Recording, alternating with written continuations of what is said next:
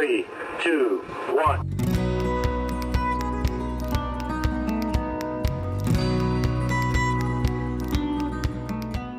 All right, let's see if we can get this bad boy running today.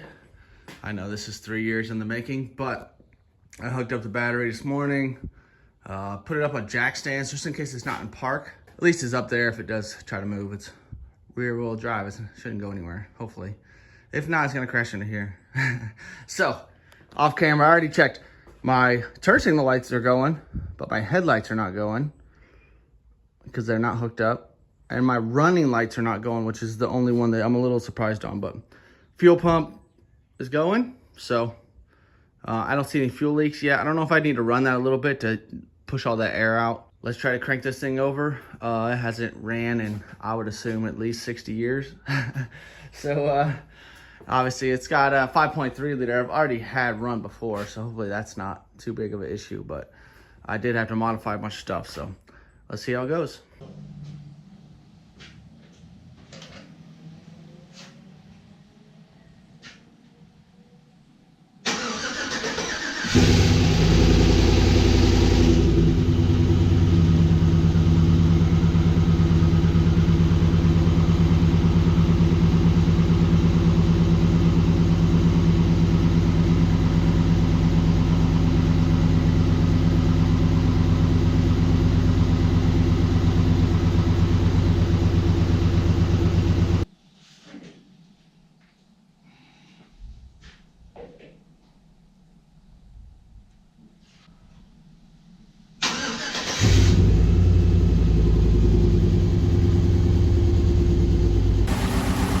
Well, she started right up. I don't see anything too catastrophic yet. I don't want to jinx myself, but fan's going. Belt hasn't jumped off yet. I don't see any leaks down there. I am smoking down here on this header a little bit. And I would assume some stuff is leaked on these wraps, so we'll see how that goes. Hopefully that works its way out. But she got a little smoke in there. If you know much about these have to figure out the best fuel ratio for them. Let's see if I got some oil pressure in here. Yep. 40 oil. Temp gauge or fuel gauge obviously isn't working right. Temp is who knows yet.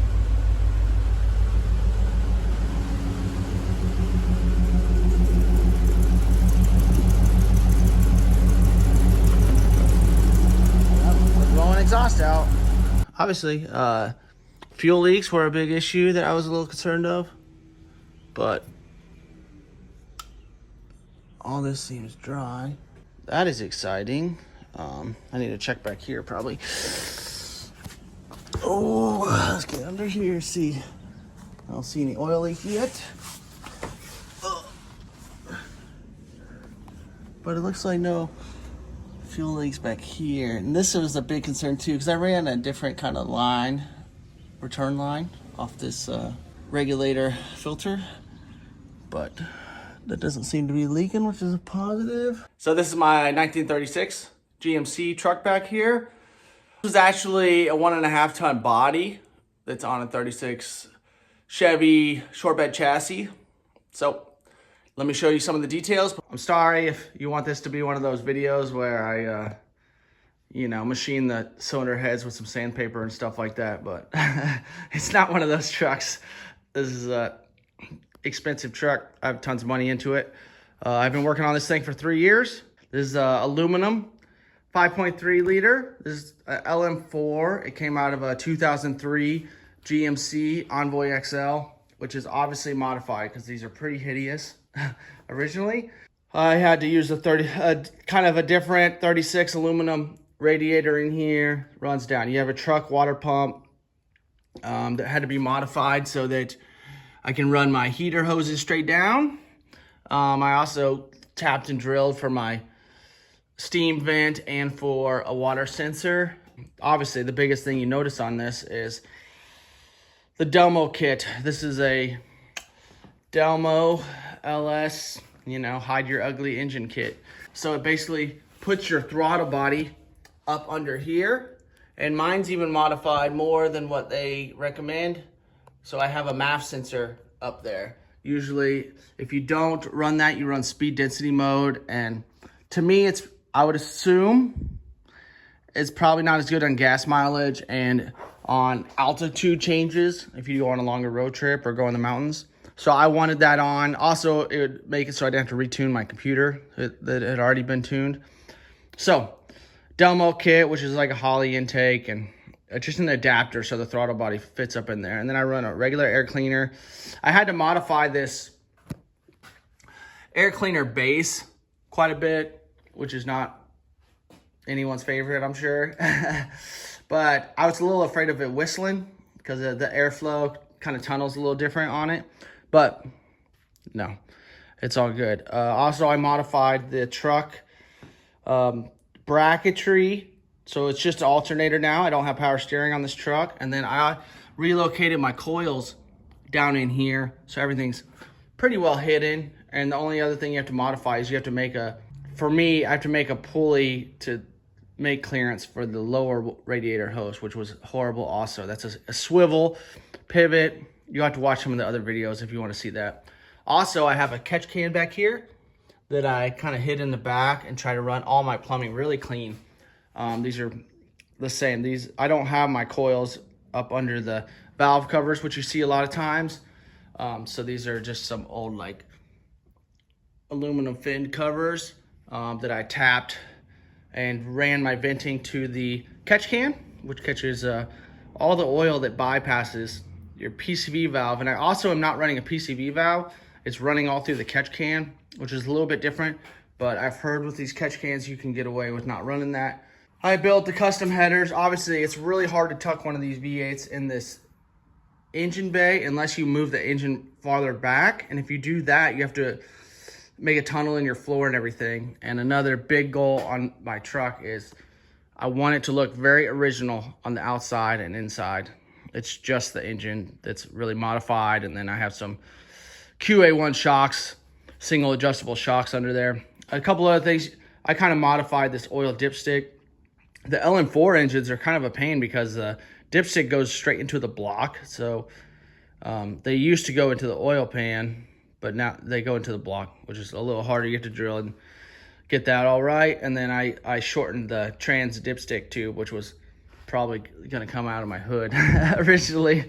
Like I said, these are really ugly engines, in my opinion, originally. So I want it to be in a, obviously an old truck. And I want the truck to be stock height. It's not super modified in that sense.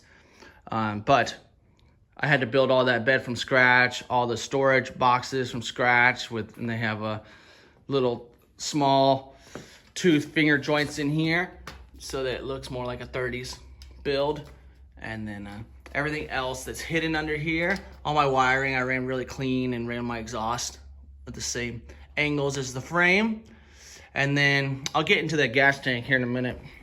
But that's how she looks. And this engine actually used to be in my 36 Chevy truck that's sitting behind me. And so I knew it ran, but it's been 3 years since it ran. So a little stressful. And then, like I said, in here, I want to make everything look fairly original. I just I built this leather seat to go in here. I built all the wood floors. My gas pedal is actually a drive-by-wire, but it has linkage that runs underneath the cab and everything is under the seat. So that's how that runs. All my gauges that actually work are in here: oil, water, and fuel gauge. And then down here, your PTO lever, which was I got off a 36 1.5 ton. That is my shifter lever, and then the other one is my e-brake lever. And you obviously have to highly modify all that because that used to be all mounted to your transmission on the old 216 engine that was in here. And then down in here, this is original gas tank, like a new, reproduction one. And then I had made this little tower so I could run a square body sending unit. and then modified all that. Everything runs over here, and it runs up to a Holley filter regulator, and then everything else is those push lock rubber lines. The only other thing I did is on my return line from the Holley, I ran a hose on a barb because the hose is going to be low pressure on its way back. And then whenever the spare is on there, you don't see any of that. The spare sits right down over the top of everything, so all that's hidden. I'm trying to make sure this truck does not look like a highly modified truck. Obviously dual exhaust and different things, but I want it to look like an old farm truck that has, you know, 300 horsepower instead of a 60 or whatever you used to have. And then if you look in here, nothing too crazy, but I used the original style key switch. So power on, and right now I have my heater kicked on because I was doing coolant, and you can hear the fuel pump running in the back. And then under here I have a push button start. She's all running. Make sure and open the garage door. But she's running like a champ. I need to bleed the brakes still, but very happy. All that's running smooth. Sounds good in here.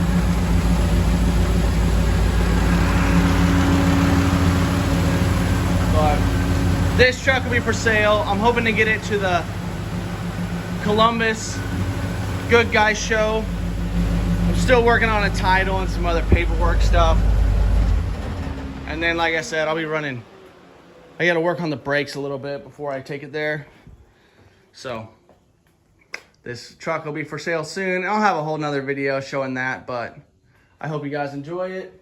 I know YouTube really likes to promote first start videos, but it takes a long time to get those going unless you're just building junk trucks all the time. So this truck, like I said, has been tons and tons of fabrication, tons of work to make everything look simple. And I tried to use as much original parts off of it as I could. I just got this running today, so that's why I don't have my hood back on there yet, but I do have the hood and everything for it. And all my glass is in. I had to build all the wood structures in the doors, but truck's running, super exciting. You'll see whenever I kick it on. I have a very, very nervous space because I have way too much money involved in this, and I'm about 7 months behind schedule. So she's working. Super excited on it. I'll show you my turn signals are going, which is cool.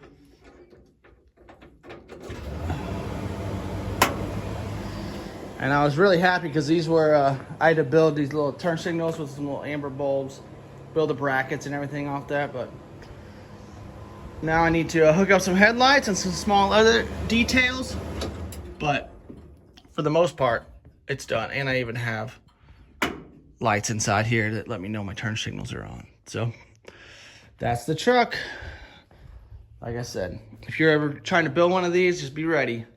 The amount of work it takes to get this kind of truck going is unbelievable. So the price I'm gonna sell it for, it's gonna be a steal for whoever buys it for sure. And I'm sure at Columbus, there'll be some rich guys there. They wanna throw some money down on a really custom done truck. So thanks for watching. Later.